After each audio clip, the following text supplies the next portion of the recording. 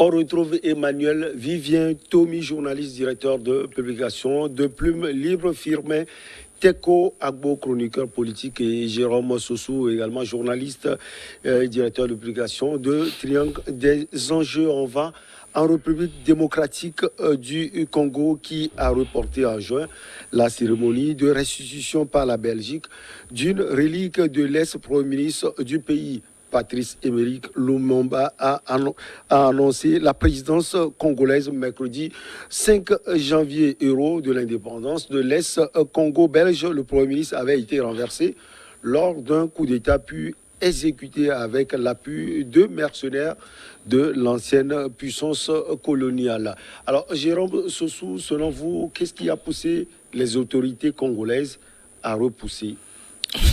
Mais ce n'est pas la première fois en fait qu'on a repoussé la restitution ou le rapatriement des restes de Patrice Lumumba. Je ne peux le dire avec exactitude ce qui a véritablement poussé la République du Congo à reporter cette restitution. Mais moi, en tout cas, ça me fait toujours mal que des grandes personnalités, à l'instar de Patrice Lumumba, le chef de gouvernement, le premier ministre, alors, avec tout ce qu'il a fait pour le nationaliste d'ailleurs, tout ce qu'il a fait pour la RDC, Zaya à l'époque. Et puis aujourd'hui, on va nous dire que ces restes sont quelque part dans la nature. Et moi, ça me fait mal. Et puis, qu'on ne pourra pas quand même sa famille ou ses constituants pourront quand même aller à un niveau, à un endroit dans son pays pour dire que voilà, pour se recueillir. Et c'est la même chose avec Sylvain Olympio. Je sais qu'on va en parler tout à l'heure. Et donc, moi personnellement, ça me dérange que ces personnalités-là, on n'arrive pas à honorer à leur mémoire. Et donc, c'est pour ça que moi, je dirais au président Tshisekedi de faire en sorte que, de faire tout pour rapatrier les restes de Patrice Lumumba, parce que c'est une grande personnalité de référence d'ailleurs pour cette République-là. On avait déjà repoussé ou reporter cette restitution qui, en tout cas, en 2020 ou en 2019, qu'on devait, en juin d'ailleurs, en juin, on avait annoncé ce rapatriement-là, mais ça n'a pas été fait. Et on remet encore ça sur juin prochain, vivement que ça tienne, parce que il faudrait que, pour une fois, qu'on honore la mémoire de Patrice Lumumba. Et moi, je souhaiterais, lorsque ces restes vont revenir sur le territoire, qu'on lui en fasse des hommages, de véritables hommages de son rang de Premier ministre. Je crois que ça serait quand même honorable pour la République de la RDC. Ouais. Allez, Emmanuel Vivien Tomi, on parle précisément d'une dent.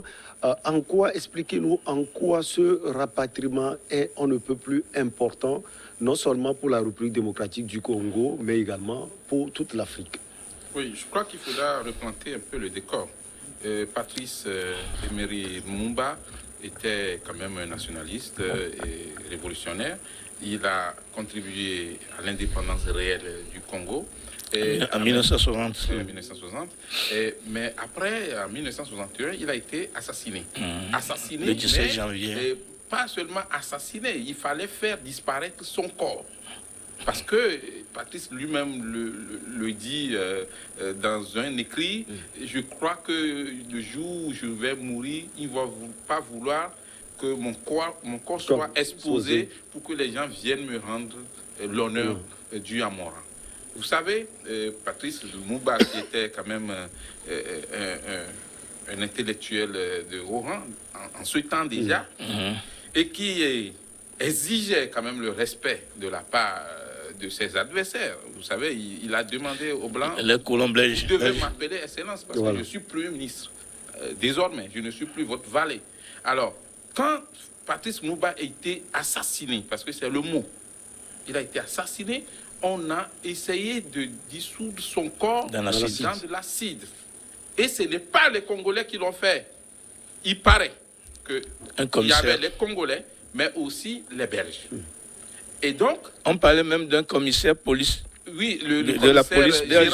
Gérard Souet. Oui, de la police belge. Gérard Souet qui a participé à cet acte de disparition ou de comment on peut l'appeler. Gérard Souet, par égoïsme, avait volé une dent du défunt au moment où on mettait le corps dans de l'acide. Et il a dissimulé cette dent-là. Alors, bien d'années après, je crois vers les années 99, il a dit à un journaliste, moi j'ai toujours la dent de Patrice Lumumba. Et après, dans un documentaire qui est passé sur une chaîne allemande, il a montré la dent de Patrice Lumumba. Alors, la famille de Patrice Lumumba a porté plainte et a demandé une récupération de cette dent. Et l'État belge avait refusé de reconnaître les faits, mais par la suite, l'État belge a reconnu les faits et l'État belge a aidé et la famille Lumumba et le peuple de la RDC à effectivement avoir droit à cette dent-là. Alors, cette dent existe et c'est tout ce qui reste de ce grand homme qui est Lumumba. Maintenant, pour rapatrier... Il n'y a pas que Lumumba, on parle également de Joseph Okito qui était le vice-président du Sénat. Lumumba a Ils étaient arrêtés les deux. Avec plusieurs autres personnes. Il n'y a pas que ceux-là. Il y en a qu'on ne connaît même pas. Vous savez, dans les moments de la Blorée ou de l'indépendance, beaucoup de citoyens, instruits ou pas, donnaient leur vie pour la libération de leur peuple. Et dans l'histoire, suivant ceux qui l'ont vécu, beaucoup se sont jetés pour mourir à la place de Lumumba. Et ils voulaient empêcher sa mort. Mais comme il y avait la division interne au niveau du Congo,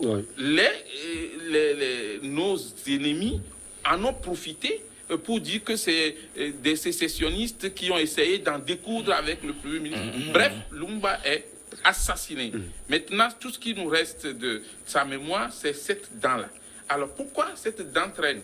Au début, effectivement, l'État n'a pas accordé beaucoup d'importance à cela, mais après l'exigence de la famille Lumumba, des avocats et autres, et des intellectuels, des défenseurs de droits de l'homme, et surtout après la venue de Tshisekedi au pouvoir, comme on a rendu un hommage digne de ce nom au père Tshisekedi, on a prévu effectivement rendre un hommage à Lumumba. Lumumba sera rapatrié parce que vous savez, chez nous en Afrique, même les cheveux représentent effectivement quelque chose. Voilà. Bien sûr. Donc aujourd'hui, la raison officielle, c'est qu'on veut mettre tout ça là dans la période de fête de l'indépendance. Première raison. Deuxième raison, il y a aussi la pandémie de coronavirus qui continue pas sévir dans le pays. Donc, organiser des événements pareils, ça va mobiliser une grande foule. Parce que je sais que si nous, ce sont les raisons.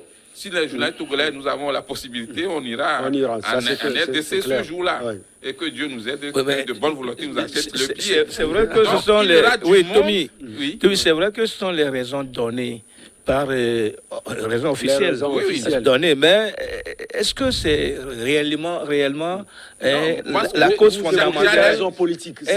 Oui, la Belgique, et puis, oui. J'allais finir par là. Vous savez, pour la mémoire de ce grand homme, il y a beaucoup de ramifications qu'il faut faire.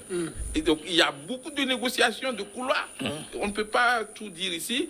Entre la famille et le gouvernement de la RDC, entre la RDC et la Belgique. Et la Belgique. Oui. Donc, et puis l'autre chose aussi, c'est qu'il y a trop de propositions. Nous devons faire ça, voici comment on doit faire reposer la dent, ainsi de suite. Donc, toutes ces propositions-là sont en train d'être étudiées. Vous voyez comment est-ce que le peuple du Togo a rendu hommage à feu Maître Madi qui était, je crois que c'était il y avait une grande foule. Et je pense que pour quelqu'un comme Lumumba, qui a été assassiné, qui n'est pas mort de sa propre mort. Et ça ne concerne pas que la RDC, c'est toute l'Afrique. Ça concerne toute l'Afrique, ça concerne la diaspora de l'Afrique. Donc, il y aura un monde fou. Donc, pour le moment, on s'en tient à ces raisons officielles, puisque la présidence de la RDC a confirmé que, effectivement, les hommages auront lieu dans la période de fête de l'indépendance. Et que les journalistes seront informés à temps. Donc moi, je crois que nous devons nous préparer pour demander une accréditation pour aller voir. Donc je pense que ça fait partie quand même de notre histoire. On évoquera encore l'histoire de Sylvanus Olympio, mais chez nous, en Afrique, quand on amène même les cheveux de quelqu'un, c'est la personne qui est là et le peuple africain rendra hommage au moment opportun à ce digne fils qui a été assassiné. Et on dit généralement que si les cheveux, même les cheveux sont restés ailleurs, cela veut dire que l'âme de la personne n'est pas... Voilà.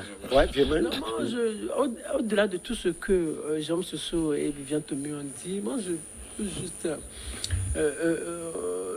dire ce qu'on peut retenir de tout ce qu'a vécu, de tout ce qu'a fait Patrice Lumumba. Et en le comparant avec ce qui se passe avec ce qui s'est passé avec Dadis Camara, ce qui se passe avec Goïta.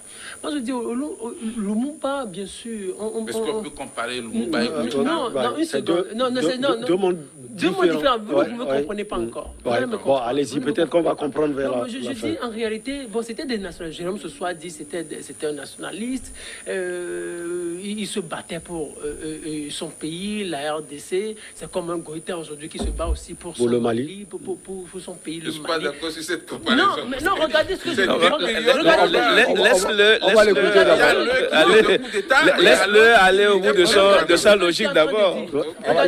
C'est-à-dire, ce que je voudrais dire, c'est la guerre que ces responsables politiques livrent à l'Occident, ou la guerre que l'Occident livre à ses responsables politiques. Est-ce qu'à l'époque, il ne fallait pas être beaucoup plus diplomate pour pouvoir survivre et continuer la lutte?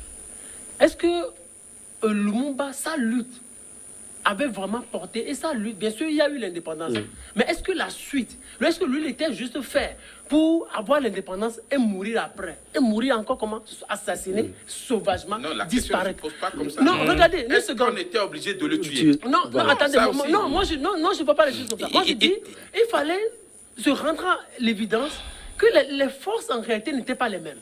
C'est-à-dire, il ne faut pas voir que ton adversaire, il est plus armé que toi. Ce n'est pas pour ça que... Non. Ce n'est pas pour ça que... Non, il faut baisser les bras. Non, du tout. Moi, je ne me mets pas dans la posture du combattant. Sinon, Martin Luther King n'allait pas... On va l'écouter. Une seconde. Moi, je ne me mets pas dans la posture de combattant. Moi, je dis... Mais c'est un combattant. Mais c'est un combattant. Mais il faut tirer des leçons de ce qui s'est passé en réalité. Bien sûr, les gens acclament aujourd'hui Lumumba.